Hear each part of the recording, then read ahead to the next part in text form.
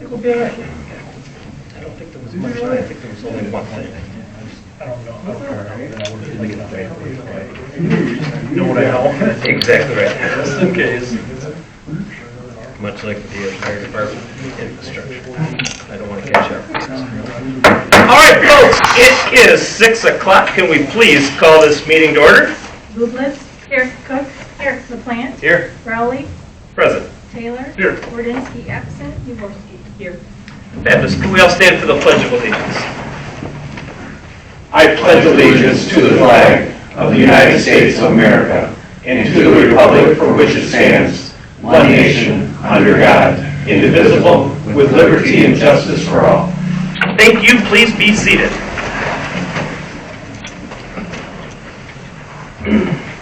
At this point, I would like to ask for an agenda review, please. A couple items I'd like to add to the consent agenda. 7L, approval of a special events permit for Puff 420 at 1680 Marquette Avenue for 2 food trucks and music on April 20th, 2024. Then for item M, approval of a special events permit for Smoke Society 3697 Wilder Road for a food tent on April 19th and 20th. And then I need to remove consent agenda item A, the minutes, and put those down to 11E because I have a correction that needs to be made. That's all I have.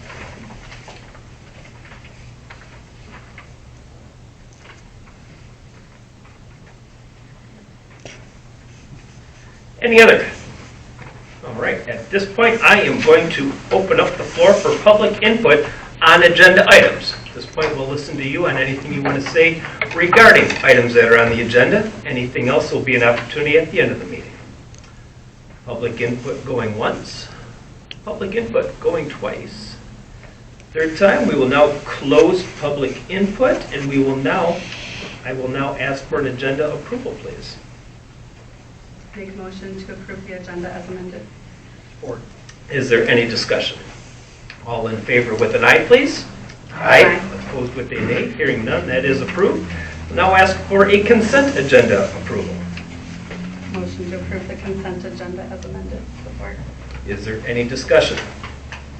All in favor with an aye, please. Aye. Opposed with a nay. Hearing none, consent agenda is approved.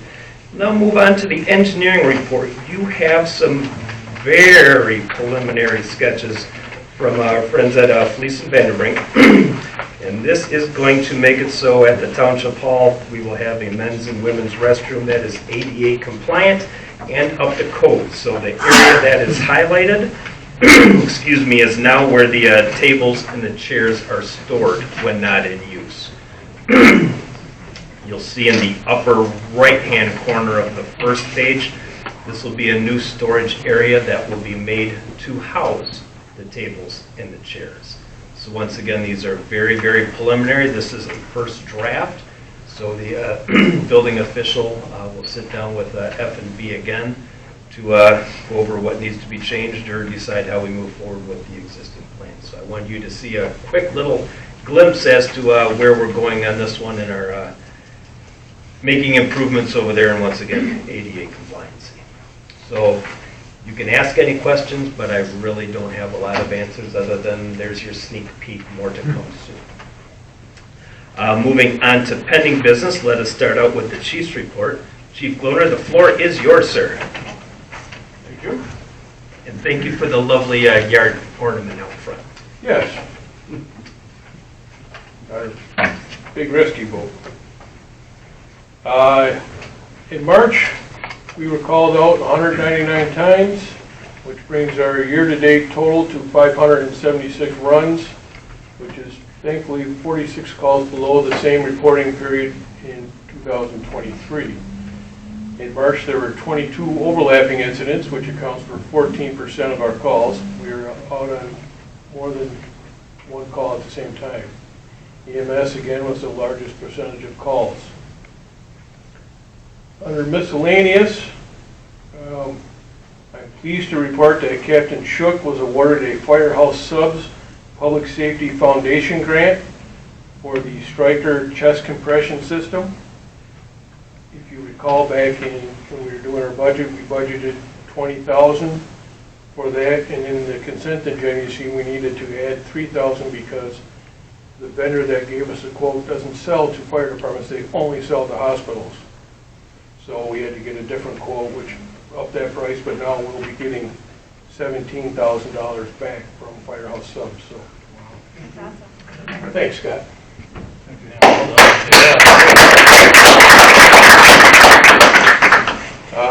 Just on a side note, more than 70% of the funds that are raised for this foundation comes from Firehouse Subs guests and the restaurant brand, so please consider visiting one near you next time you're hungry.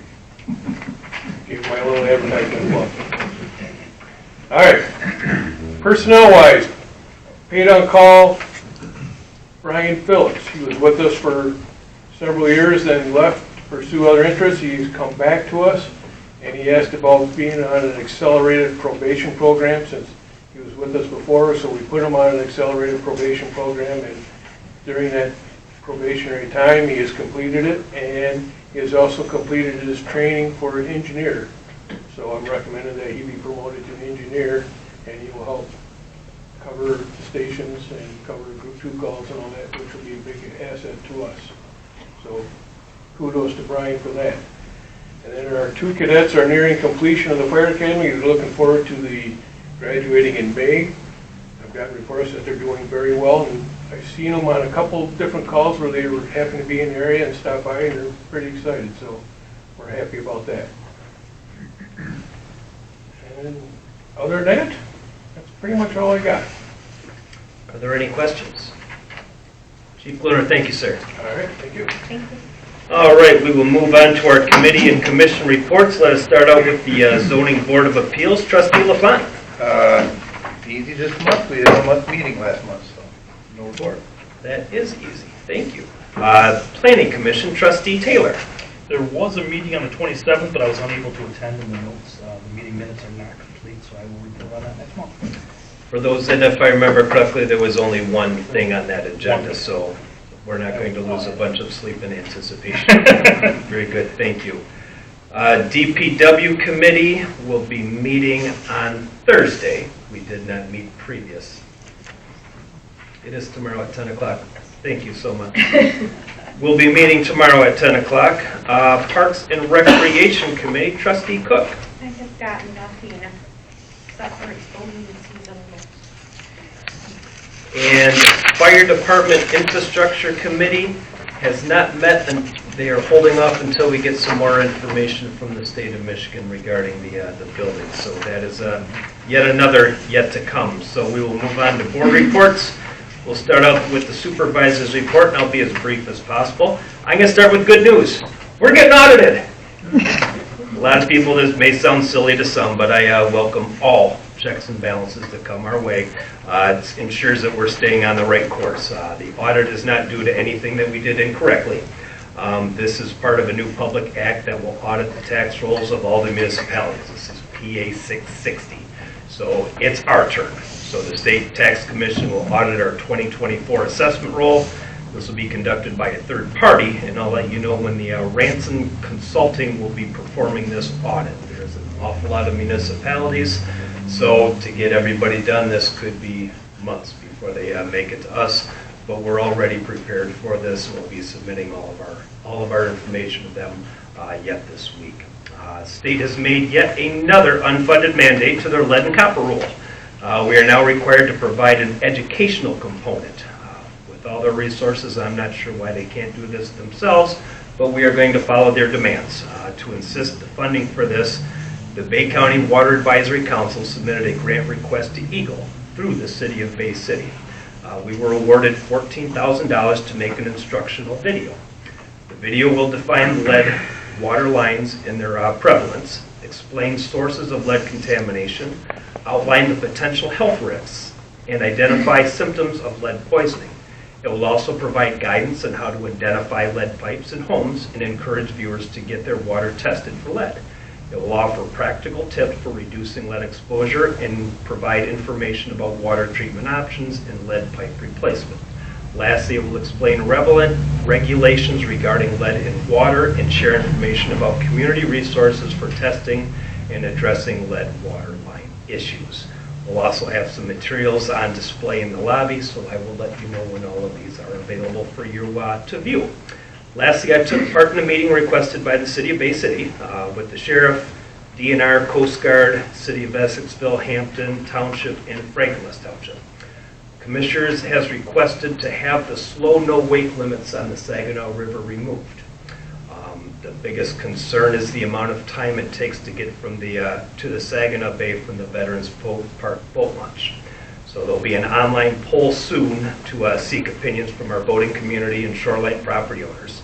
If there's enough interest, Eagle will conduct a study to look into the pros and cons of doing so. My concern is for our property owners along the shoreline. The other major concern I have is about the high wakes that can generate. Fishing boats can go very fast and create very little wake, not a big deal. Cabin cruisers can make a very, very big wake. When we have sea walls on each side of the river, we now have waves crashing back and forth, and it will resemble a washing machine. Very ugly. We already we know what happened with the Jupiter explosion, so we know that bad things can happen there. But the biggest concern that I have is with our Coast Guard now going to bankers' hours, where they will work Monday through Friday, 9 to 5. They will not be available on the weekends. They will not be available in the evenings. So when the tones go out and something bad happens, we will have our fire department go. You see parked out in the yard is the vessel that they will use. This vessel is less than 2 feet high. Once it's in the water, it's less than that. So you can only imagine what the waves from a 3-foot wake of a, 32-foot carver can make to these guys. So now we're putting the people that are going to be rescuing, may require rescuing. So I'm going to fight this unless I hear a lot of evidence or information otherwise. I just think it's a poor idea, but we have just begun the process of this discussion. I promise to keep you in the loop as it moves forward. Do you have any questions? Very good. Then that concludes my report. We will move on to the clerk's report. Madam Clerk. We finished up the audit. Happy to say it was only 2 days this year. It's been 3 for the last couple of years, and we've gotten everything down so well that now we're down to 2 days. Everything went well. And just Sharon and I are working on the election already. This is our final year to keep both of the absentee application list and the permanent voter list. So we've got some double duties we're doing. Going to send some postcards out to the voters who didn't return their applications yet for August and November, letting them know this is the last automatic application that they will receive if they don't mark that box. Just trying to detail that out. So I kind of put the verbiage together. I've got the ISD kids designing the postcard. I want to make sure people read it. So they said, "You want color?" I'm like, "Yes, I want color. I want them to read it." So hopefully that will help, because right now I think we have 1,870. Yeah, still out there, and that's going to be a huge problem if they don't get their ballots. All 1,800 of them will be calling us. So we want to make sure even though we're going to have to pay the postage, I think it will be worth it in the long run to try to make sure we get it out there as much as we can. So I know it's early, but we're starting on that already. And other than that, that's really kept us busy. The election is ongoing. So that's all I have. Any questions? Oh, I do have one more thing. Please. Thank you for the money for the new voting booths. They were delivered yesterday. 2 pallets, sky high. I haven't looked at them yet, but thank you very much. I appreciate that. And I'll have one out in the foyer before the August election for voters. So that way, if they come in to vote absentee, they can use one of the new booths. So I was excited those finally came. So I got the bill before they came, so I'm like, where are they? So those came yesterday. Great news. Thank you. Any questions? All right. We do not have a treasurer's report this evening, so we'll move on to the trustees' report. This evening's order was selected by our deputy treasurer. We will start with Trustee Cook. I have nothing to report. Very good. Trustee Taylor. Nothing to report. Trustee LaPlante. Nothing to report. Trustee Jaworski. Nothing to report. There must be something good on television to see the things we are going through. Let's move on to new business. Do we have any budget adjustments this evening? Not this one. All right, we now have a resolution for petition for ballot proposal regarding fire department operating millage. Make a motion to approve Resolution 24-03, petition for ballot proposal to put the 3 mills on the August 6th, 2024 election, and we decided to go for 4 years instead of 5. Second? Is there any discussion?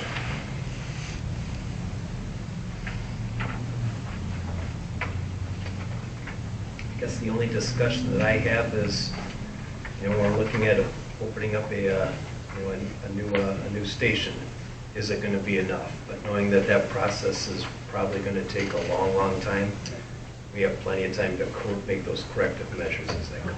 That's part of the reason that we decided to go for 4 years versus 5. Then it gives us a little bit more latitude to make those changes and whatnot. On the language here, you got 6 years, so. What? Fine.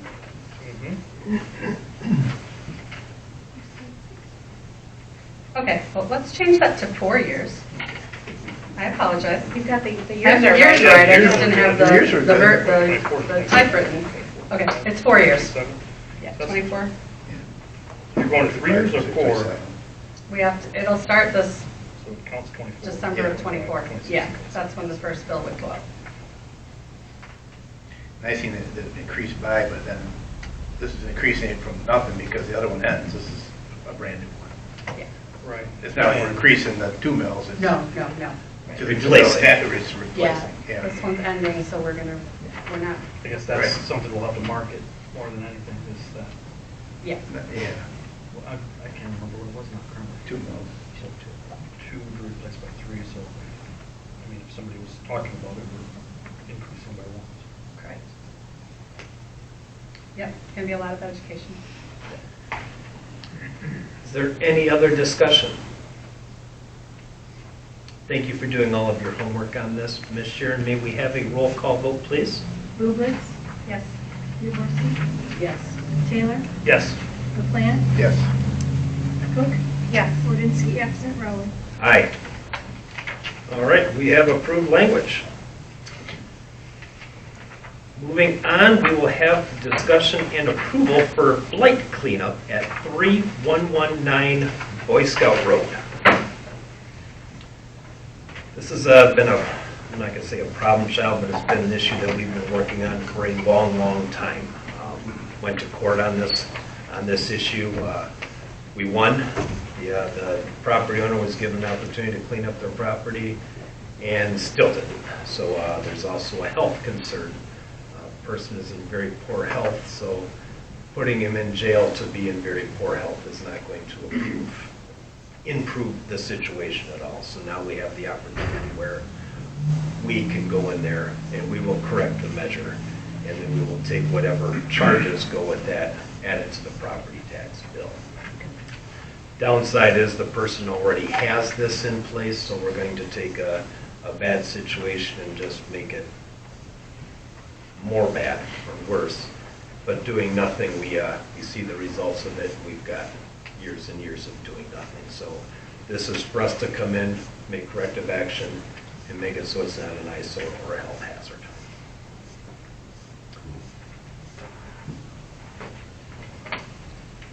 Make a motion to approve to clean up the blighted property at 3119 Boy Scout Road.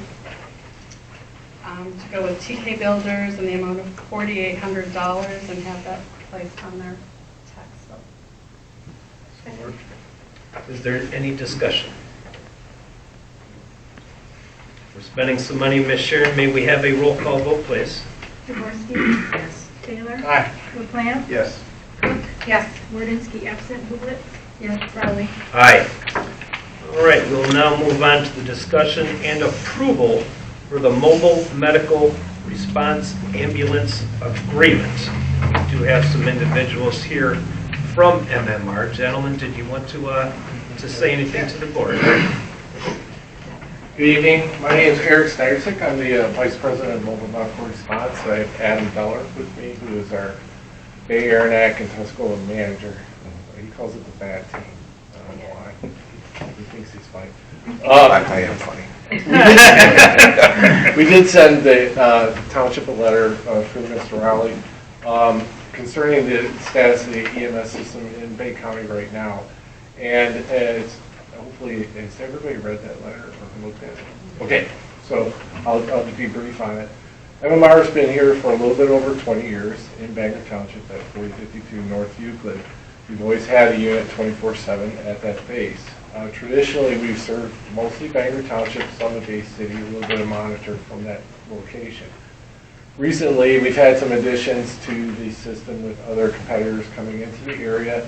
And what the medical or the 911 system has done is said, okay, if you have a base and an address, then we're going to draw a little boundary area close to your address, and that'll be your response area. So MMR has experienced people plopping addresses around our base and basically made our response area a small pie. And as a nonprofit organization, we do have to run about 4.5 calls in a 24-hour period to make an ambulance sustainable. And so we can pay our people, pay for the fuel, buy new trucks, keep the station up, all those kinds of things. What's happened with this pie setup that's occurred is now we're starting to lose a lot of money in Bangor Township. And we don't want to leave the area.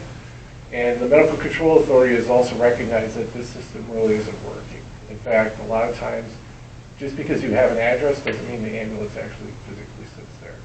For us, it's true. Anytime we are out of our station, we notify 911 that we're not there, we're on another call.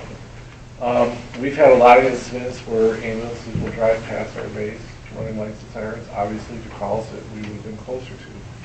We don't think that's right. So two things we'd like to have are sustainability and serve our patients well.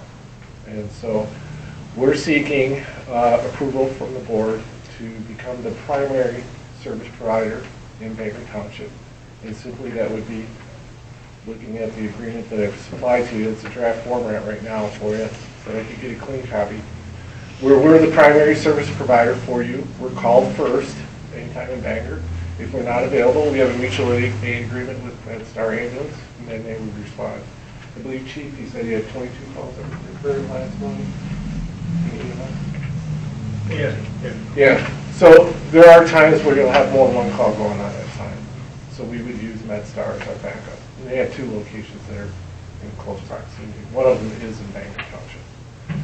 We do have that agreement with MedStar that will work together. We believe, as EMS organizations, this is the way to survive, is to be coordinated. So I'll take any questions from anybody if you have any. That's essentially what we're looking Do you for. also back up MedStar?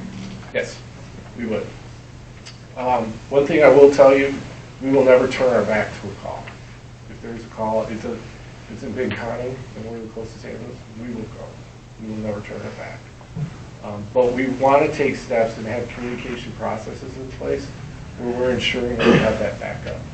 There will be a day, there will be a time when every ambulance in this county is busy. It happens. You know, it just happens every once in a while. But the best way to mitigate some of those things is just communicate, let MedStar know that we're out of the area, we're on a call, then they can shift their resources, if they can, closer to the area. So if they're stationed at on the west campus of Baymed, I still call it Baymed, it's Big Clear Bay. If their ambulance is out, they'll shift the ambulance over to that way so that they're covering the area.